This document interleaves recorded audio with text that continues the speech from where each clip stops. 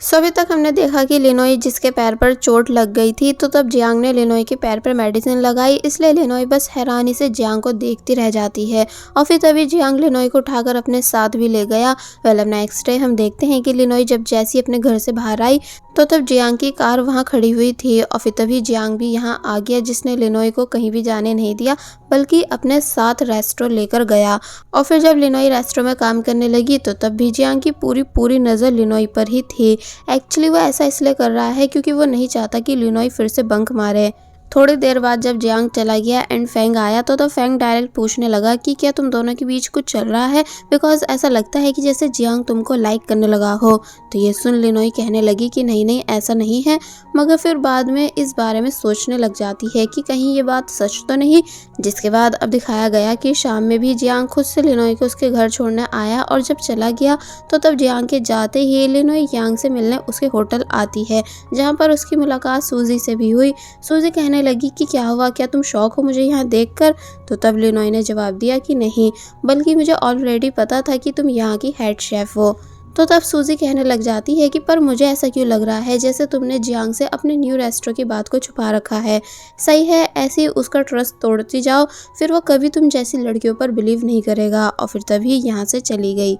तो तब यांग लिनोई से पूछता है कि क्या तुम ठीक हो। लिनोई कहती है कि हाँ और फिर यांग से रिक्वेस्ट करने लगी कि प्लीज़ तुम इस बारे में जियांग को मत बताना, यानी कि मेरे रेस्टोरेंट के बारे में। तो ये सुन यांग मान जाता है। बाय द वे, आखिर लिनोई जियांग से रेस्टोरेंट की बात क्यों छुपा रही है ये सब हमें आगे पता चलेगा। वेल, अब नेक्स्ट सीन में हम देखते हैं कि कैन एक बहुत ही बड़ी न्यूज़ कंपनी की सीईओ से मिलने आया, जो कि और कोई नहीं बल्कि कैन की बड़ी सिस्टर है। इसका मतलब कैन बहुत ही ज़्यादा रिच है, तभी तो वो इधर से उधर जॉब ढूंढकर अपना टाइम पास करता फिरता है। वेल, उसने अपनी सिस्टर से जिद की कि प्लीज़ मेरे न्यू रेस्टोरेंट का इंटरव्यू करवा दो, बिकॉज ऐसा करने से वो और ज़्यादा फेमस हो जाएगा। तो ये सुन पहले तो सिस्टर मानती नहीं है, मगर फिर कैन के काफ़ी ज़्यादा फोर्स करने पर मान गई। और फिर जब जैसे ही कैन सूजी की कॉल अटेंड करते हुए जाने लगा, बिकॉज सूजी ने कैन को कहीं मिलने बुलाया है, तो ये देख सिस्टर पूछती है कि क्या ये तुम्हारी गर्लफ्रेंड है। तो तब कैन काफ़ी ज़्यादा खुशी के साथ बताने लगा कि हाँ मेरी गर्लफ्रेंड है। और फिर जब जैसे ही बहुत सारे बैलून्स लेकर सूजी से मिलने आया, जो कि किनारे पर चल रही थी, और फिर जब जैसे गिरने की एक्टिंग करने लग जाती है तो तब कैन ने सभी बैलून्स को छोड़कर सूजी को बचाया। दोनों ही एक दूसरे को ध्यान से देखने लगे एंड देन सूजी बोली कि क्या तुम शॉक हुए मुझको ऐसे गिरते हुए देखकर। तो तब कैन कहता है कि हाँ बहुत ही ज़्यादा। तो ये सुन सूजी कहती है कि मैं भी शॉक हुई थी जब मुझे पता चला था कि तुम लिनोई के साथ रेस्टोरेंट को ग्रो कर रहे हो। और फिर पूछने लग जाती है कि आखिर लिनोई का क्या मकसद है जो उसने मेरे भाई जियांग से अपने न्यू रेस्टोरेंट वाली बात को छुपा रखा है। तो ये सुन कैन कहने लगा कि माफ़ करना, मैं रीज़न नहीं बता सकता हूँ। तो ये सुन सूजी जिद करने लगी, पर जब तब भी कैन ने कुछ नहीं बताया तो तब सूजी गुस्से में कैन को काफ़ी कुछ सुनाने के बाद यहाँ से चली जाती है। और वहीं हम देखते हैं कि जियांग, जो कि लिनोई को घर जाता देख उसे रोकने आया एंड पूछने लगा कि क्या आज रात हम दोनों साथ में डिनर कर सकते हैं। तो ये सुन वो सोचने लगी कि कहीं सच में जियांग मुझे लाइक तो नहीं करने लगा है, इसलिए मना कर देती है कि मुझे कोई ज़रूरी काम है। बट जियांग माना नहीं एंड बोला कि कोई नहीं, तुम भले ही लेट आ जाना पर आना ज़रूर, यानी कि मैं वेट करूंगा तुम्हारा। तो ये सुन लिनोई ओके कर यहाँ से चली गई। और फिर जब रोड पर चल ही रही थी जियांग के बारे में सोचते हुए कि तभी उसे जियांग की मैनेजर ने रोका एंड कार में बैठने के लिए कहने लगी। लिनोई मान गई, मगर अब इससे पहले कि वो बैठ पाती कि तभी उसने मैनेजर की कार में कुछ रिपोर्ट्स को नोटिस किया, जिनको तुरंत मैनेजर ने पीछे रख दिया। इसलिए लिनोई पूछती है कि क्या आपकी तबीयत ठीक नहीं है। तो तब वो बोली कि नहीं ऐसा तो नहीं है, यानी कि मैं तो बिल्कुल ठीक हूँ। और फिर लिनोई से पूछने लग जाती है कि आखिर मिस्टर कॉन्ग कहाँ हैं, क्या तुम्हें उनके बारे में पता है। तो तब लिनोई बताती है कि हाँ वो माउंटेन्स पर घूमने गए हुए हैं। तो ये सुन मैनेजर ने बताया कि नहीं ऐसा नहीं है, यानी कि मुझे पता चला है कि वो हॉस्पिटल में एडमिट है।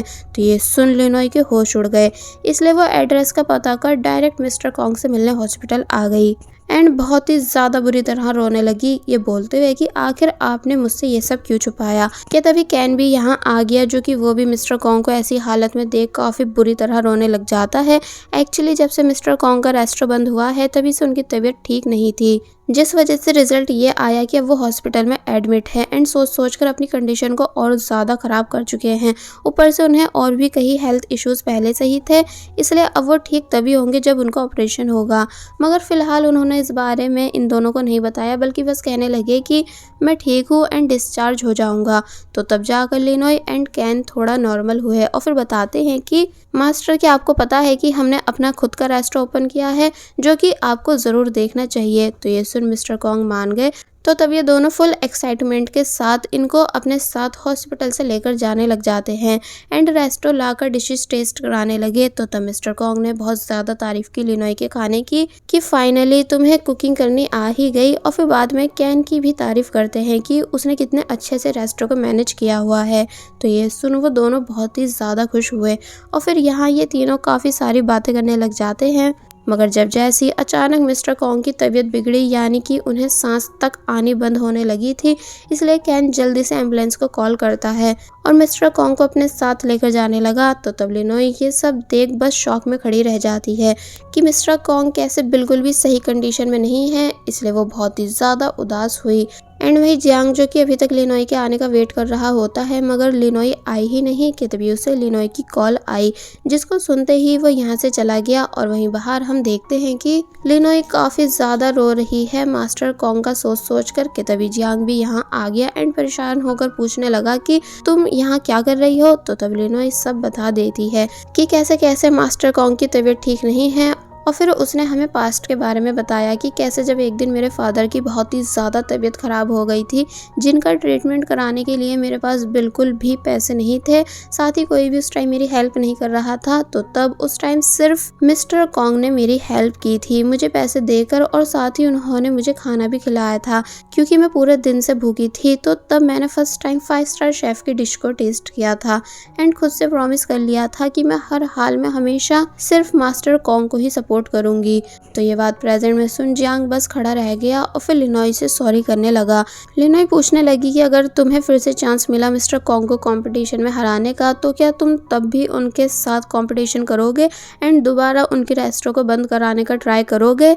तो ये सुन जियांग कुछ नहीं कहता, यानी कि बस चुपचाप खड़ा रहता है। तो इस वजह से लिनोय जियांग पर बहुत ही ज़्यादा गुस्सा हुई और फिर गुस्से में यहाँ से चली गई, वो भी काफ़ी ज़्यादा बुरी तरह रोते हुए। तो वहीं जियांग भी बस उदास खड़ा हुआ था। अब नेक्स्ट डे हम देखते हैं कि जियांग जब जैसे अपने रेस्टोरेंट आया, तो तब उसे अपने रेस्टोरेंट के बाहर अपने नेक्स्ट चैलेंजर का नोटिस मिला, जिसे वो देखने लगा। और फिर जब उसने ये बात फैंग को बताई कि मुझे ली फैमिली की साइड से चैलेंज मिला है, तो ये सुन फैंग कहने लगा कि कहीं ये लिनोय की फैमिली तो नहीं। तो तब जियांग बोलता है कि नहीं, ऐसा होना पॉसिबल नहीं, बिकॉज लिनोय के पास कोई ऐसा खानदानी नाइफ नहीं है जिस पर 5 स्टार हो। तो ये सुन फैंग चुप हो गया और वही हम लिनोय को देखते हैं, जो कि काफ़ी ज़्यादा नर्वस थी कि अब आखिर वो कैसे जियांग को हराएगी। तो ये सुन कैन लिनोय को रिलैक्स फील कराने लगा।